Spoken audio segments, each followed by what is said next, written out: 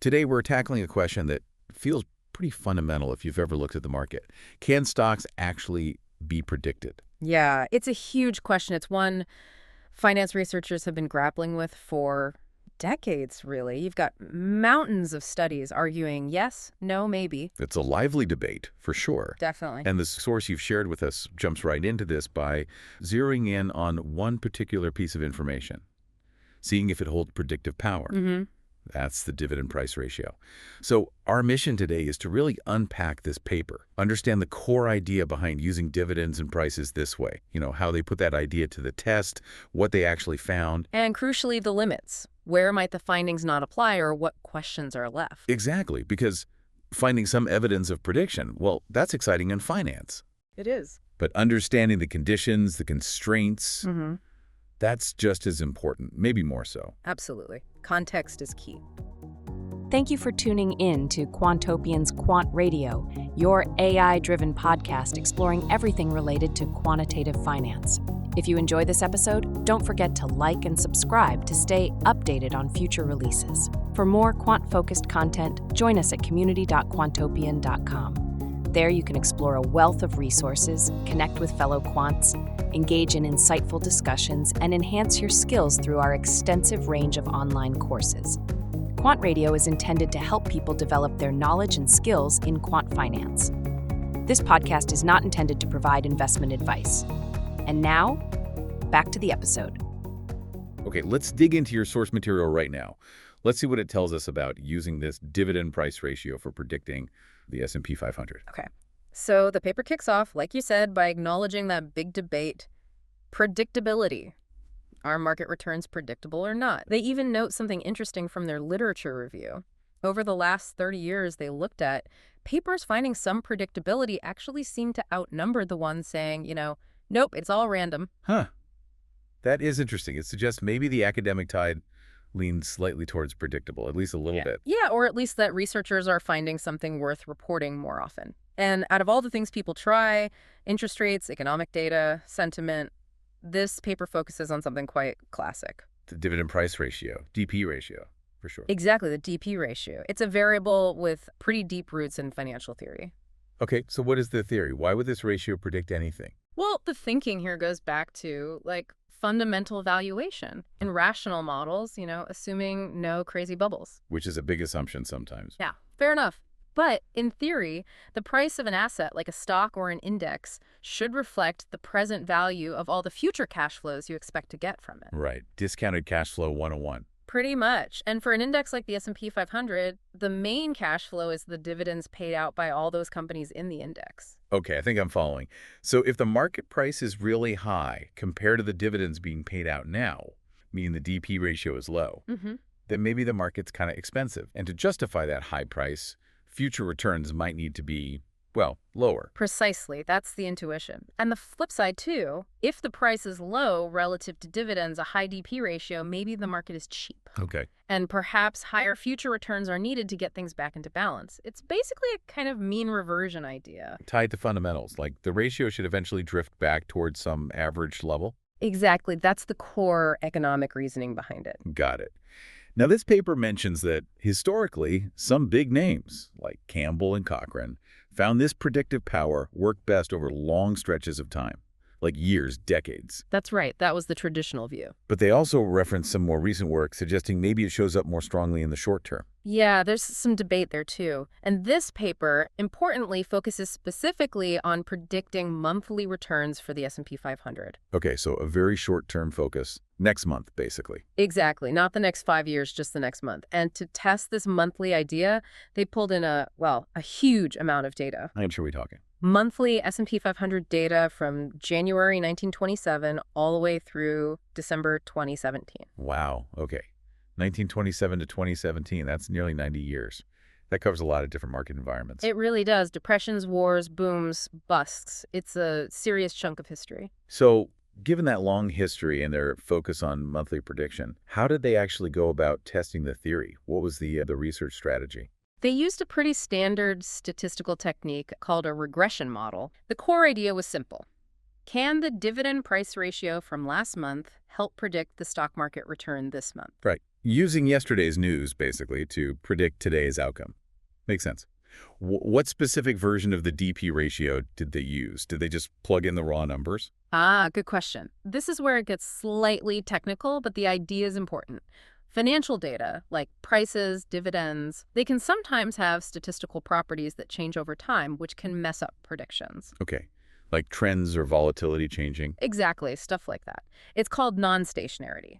To handle this, they didn't use the raw DP ratio itself. Instead, they used the change in the logarithm of the ratio from one month to the next. The change in the log ratio. Why the change? Often, the change in a variable like this is more statistically stable, more stationary than its actual level.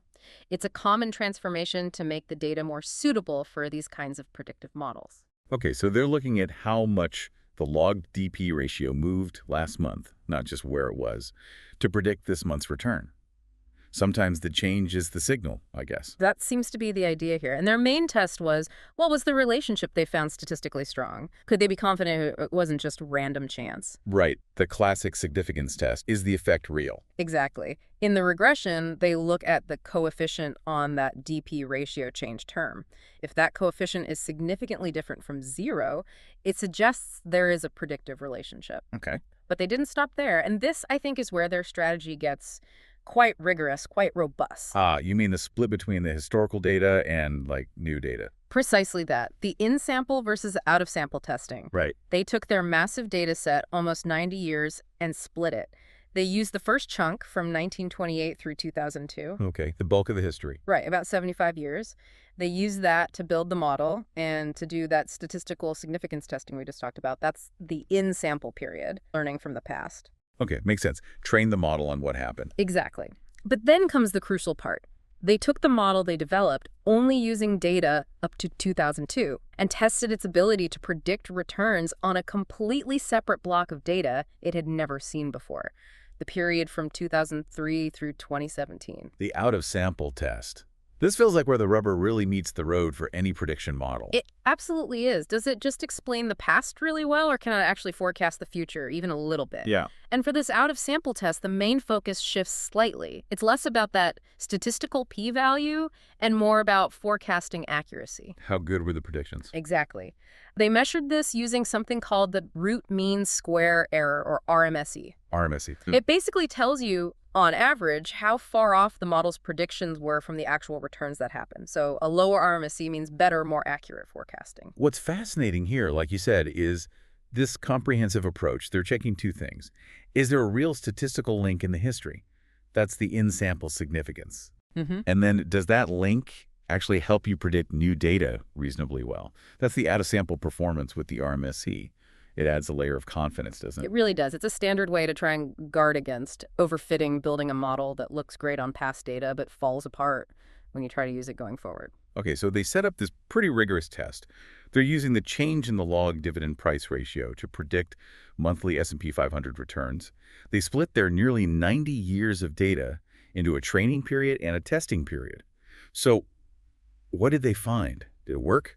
Well, let's start with the in-sample period. That's the 1928 to 2002 data. There, they found, and I'm quoting here, that the dividend-price ratio is a meaningful in-sample predictor. Okay, meaningful. So the statistical tests were strong. Very strong. The test basically asked, what's the probability we'd see this kind of relationship just by random chance if there was no real connection? And the answer, the p-value, was tiny, essentially 0%. Wow, okay.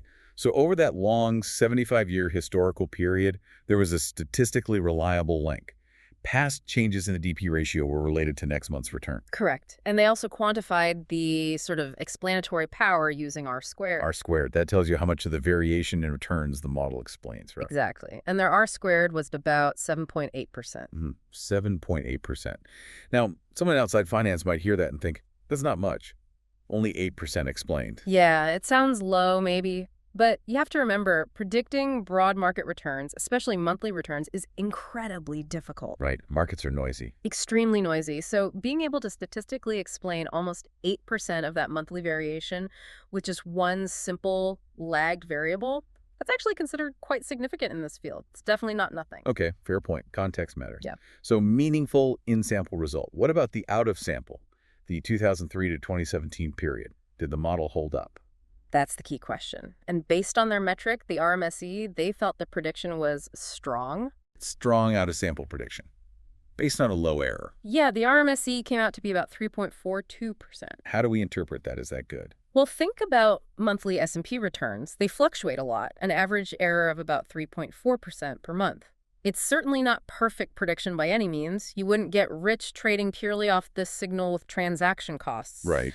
But the authors interpret this relatively low RMSE compared to maybe a model with no predictive ability as supporting the idea that the DP ratio can predict stock returns out of sample, at least to some degree. Okay, so the prediction wasn't perfect. A 3.4% monthly error is still pretty substantial if you think about average returns. But it was low enough, in their view, to say the model wasn't just fitting noise in the historical data. It had some genuine forecasting ability. That seems to be their interpretation. So putting it together, strong statistical link in the historical data, and evidence of forecasting performance, albeit imperfect, on new data. So their overall conclusion is pretty clear. Based on their analysis, the dividend-price ratio does predict the S&P 500 index return, specifically in the short-term monthly horizon they looked at. That's a pretty clear headline finding from their work. How does this fit into the bigger picture? They mentioned other research. How did their R-squared, that 7.8%, stack up against what others have found for the DP ratio? Yeah, they provide some context there in their discussion. They point out that some other studies have actually found higher R-squared values for the DP ratio's predictive power. Higher than 7.8%? Yeah, some over 10%, even one around 12%. Okay. But importantly, they also reference research finding much, much lower R-squared values, like down around 0.5% or even less. Wow, so basically finding almost no predictive power in those cases. Exactly. So their result, that 7.8%, kind of sits somewhere in the middle of the pack, you could say. Interesting. So it highlights that even for the same variable, the DP ratio, different studies using maybe different time periods or slightly different methods can come up with quite different estimates of its strength. Precisely. It shows that while many studies seem to find some signal there, the reported strength of that signal isn't always consistent. Which I guess leads us nicely into the potential downsides or the limitations. Yeah. What did the authors themselves say their paper doesn't cover, or where might it be limited? Yeah, they're quite clear on a few points, which is good scientific practice. Always good to see. First, they state very clearly, this was a single-factor model. Their prediction relied only on the dividend-price ratio. That's it. Okay. So they didn't throw in interest rates or inflation or earnings growth or anything else that might also predict returns. Nope. Just the DP ratio. So the picture they've painted is specific to the relationship between S&P returns and just this one variable in isolation. Gotcha. What else? Second, and we've touched on this already, their focus was only on short-term monthly predictability. Right. They explicitly acknowledged that some of the classic, older work suggested the DP ratio's power was mainly over long horizons, like several years out.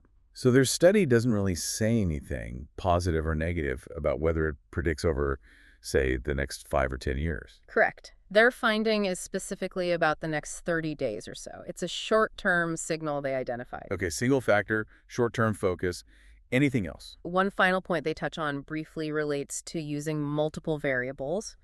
While their single variable approach avoids certain statistical headaches. Like variables being related to each other in confusing ways. Exactly, issues like multicollinearity.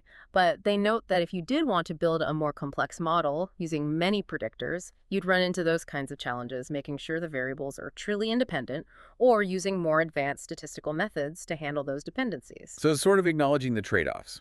Simple model, avoid some problems, but might miss information. Complex model might capture more, but harder to get right statistically. That's a good way to put it. You know, this raises an important question, I think, about those trade-offs. Is there more predictive power just waiting to be unlocked if we combine lots of different data points, even if it's messy? Or is there real value in just isolating the signal from one well-understood, theoretically grounded variable, like the DP ratio, even if its power seems limited to, say, 8%? That's a fundamental question in prediction modeling, not just in finance. Simplicity versus complexity. And also, does finding a signal for the next month actually translate into something useful for, say, a long-term investor? someone thinking years ahead. That's another critical point. A short-term trading signal might be very different from a long-term investment insight. Their study shows evidence for the former, but doesn't necessarily imply the latter. Right. It's evidence for a specific type of predictability under specific conditions. Exactly. Single variable monthly horizon. Okay. So let's try to wrap up this deep dive into your source material. The bottom line seems to be, this research paper took a very long look at S&P 500 history, almost 90 years, and found pretty compelling evidence that the dividend-price ratio, specifically the change in it, can predict stock returns, but specifically at that short-term monthly frequency. Yeah, they showed it worked both within the historical data they used to build the model, the in-sample part, and it also showed some ability to forecast future returns, the out-of-sample part, with relatively low error according to their metrics. So it provides a concrete example, backed by some rigorous testing, that supports the idea that markets aren't entirely random walks, at least not when you look through this particular lens. Right. It suggests there's some structure, some predictability linked to fundamental ratios like dividends relative to prices. And hopefully understanding this specific study gives you, the listener, a clearer view of how researchers tackle this big question of market predictability. Yeah, you've seen the variable they chose, the DP ratio, the theory behind it, the valuation link. The specific tests they ran, that regression, the crucial in-sample out-of-sample split. And the results they got, that statistically significant 7.8% R-squared in sample and the low RMSE out of sample. And critically, you've also seen the boundaries they put around their findings. Definitely. Acknowledging this is about one variable and only for the short term. Which leaves us with a final thought, maybe something for you to mull over. Given these results, suggests some short-term predictive power from just this one factor. Yeah. How much does that narrow focus, just on the next month or just on the DP ratio, ultimately tell us about the market's bigger picture? Yeah. Are the really important, maybe actionable signals only visible when you step back, when you look over longer time horizons? Or maybe when you combine many different kinds of information together, even if that gets way more complicated, is the simple signal useful or just a small piece of a much larger puzzle? It's something to consider as you encounter other potential market predictors or investment strategies in your own reading and research. Where does this piece fit? A really fascinating puzzle indeed. It was interesting to unpack. Yeah, we really loved digging into it with you.